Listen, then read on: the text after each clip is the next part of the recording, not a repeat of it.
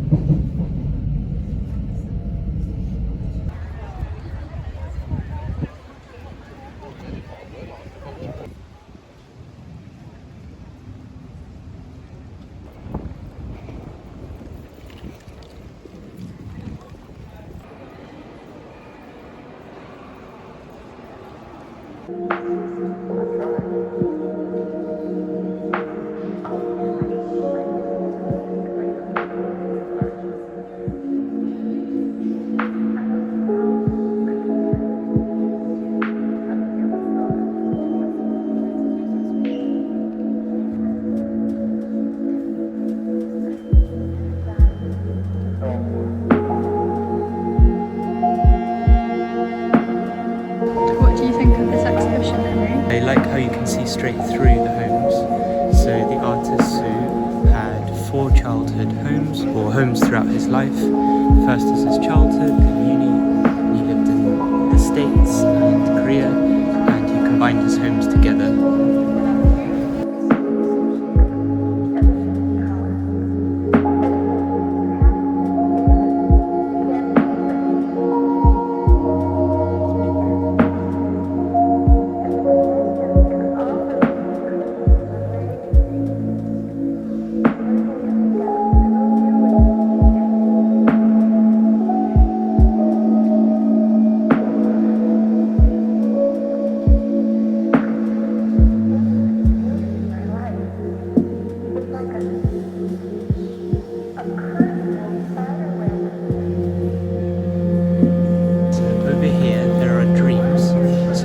That was part of the artist's inspiration, it was driving force, but also a lot of play.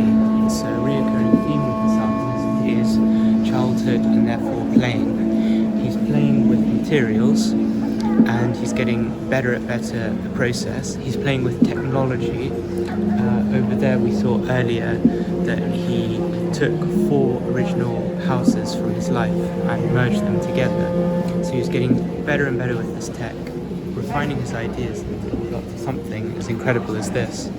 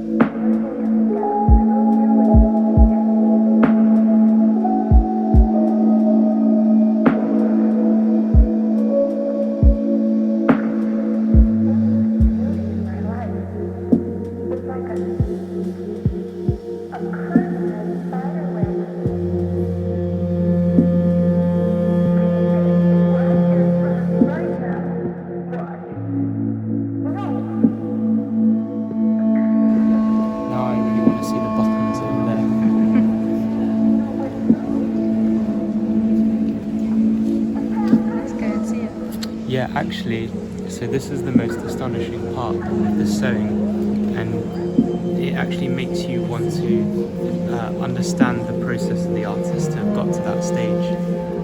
Let's find out.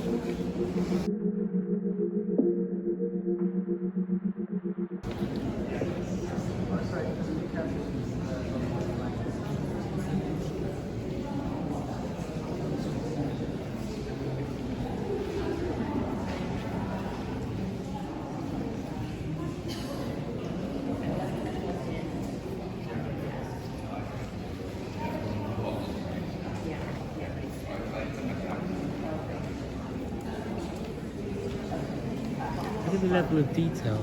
They must be using a computer. It's insane. So they must get a 3D model, and then they have a software which turns it into these 3D models.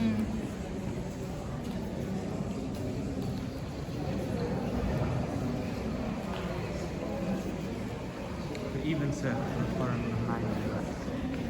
Yes, to put the fabric over it all. Yes, maybe the software can generate a template, and then you sew along the template, probably with the machine. Fine level of detail. I mean, you'd certainly need a machine, I would have thought.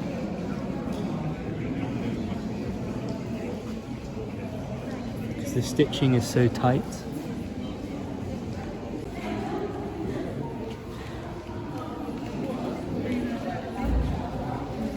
Even the backs of them is really fun. I think that's the cool thing about this exhibition, is that it makes art of the things that you don't usually see in the interior. We just saw a video of exterior walls, but you could see all the chasing where all the plumbing and the electrics go. So it's almost like making art of the unseen.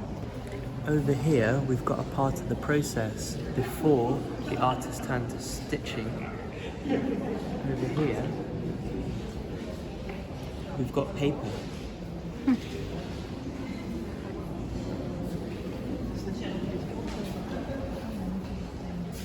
But it's still a huge amount of work, because the artist gets a bevel on the paper, but they still seem to hand colour it in.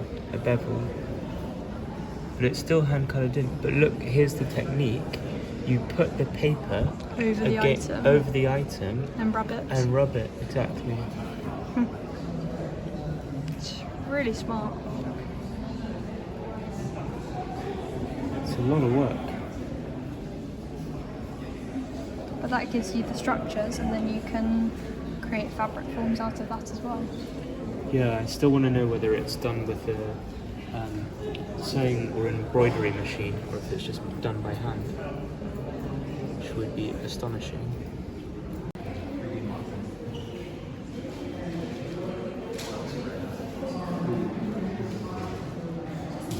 This is cool.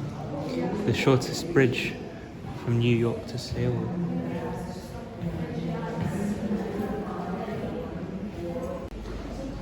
To connect the world cities,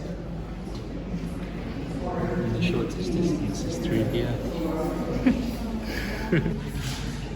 Check this out, we've got some crystallography and solid state physics. He's describing a photonic crystal with a waveguide due to the band gap. He was playing around, reading physics books, inspiring his art. Research topics: hexagonal lattice, interconnected hexagon, isomorphic triangle. So he was interested in packing, because lattices are the best way to occupy a volume. So if you have a structure, how do you form a lattice to maximize the volume? Quantum orbital. Yeah, probably. Could be. The level of detail is astonishing.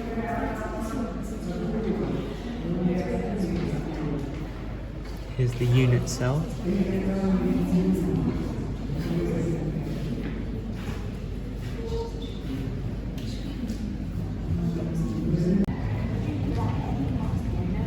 He's trying to design a transport system. So a detachable soft living chamber. So the human can just live in this little bubble and sustain life until they travel across the earth. So he can travel between his cities. That's so cool. So many ways of reimagining everything. He draws a central sphere and then further spheres, and then he shades the spheres. He's using the sphere pattern technique. He's imagining these spheres surrounding at each joint. His entire premise is childhood memories. So Do Ho Suh wants to know what's the shortest path to get home. And so he's imagining, what if instead of a flight, what if there was a bridge, you see? And so how can he connect up the bridge across the earth? He's imagining doing it with cells. And these cells, perhaps they float, and he really dives deep into it. From my point of view, it was very interesting to see an artist directly combining art with science. He had done so much in-depth research in order to inform his art, and I think that just shows that there's so much to discover with learning a bit of science and a bit of maths.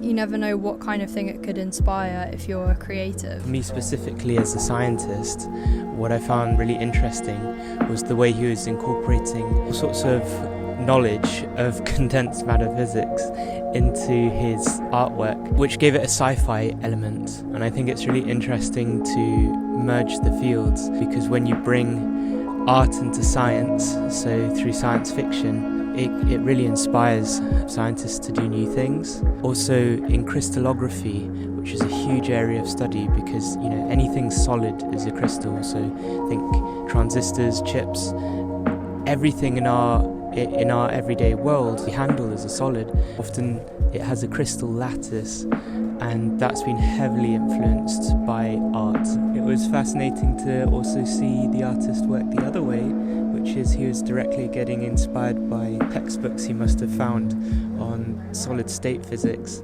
Very curious, because he wasn't actually just taking our models of crystals, but he was now imagining something very different.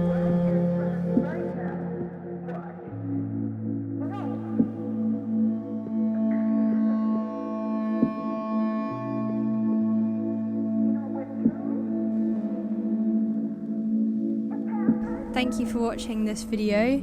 Make sure to like and subscribe, and we'll see you again soon.